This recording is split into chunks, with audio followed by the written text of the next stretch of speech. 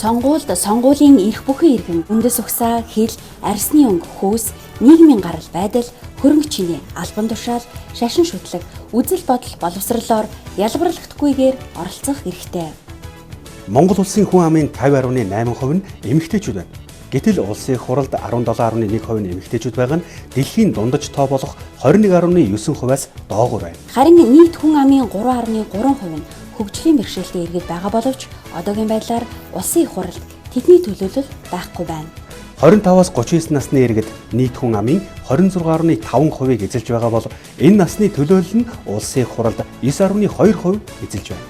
Олон улсад парламент нь ард түмний төлөөллийг хангасан бүрэлдэхүүн ажлын арга барилын хувьд ялангуяа эмэгтэйчүүд үндэсний цөөн гадуурхагдсан бүлгүүдийг хамруулж оролцоог илүү сайн хангаж байхыг эрмэлздэг. Монгол улсын иргэн үндсэн хуулиараа төрийн байгууллагад сонгогдох эрхтэй. Улс төрийн харилцаанд эрхтэй эмэгтэй хүмүүр тэгш эрхтэй байдаг. Тэгш байдал тэнцүү боломж.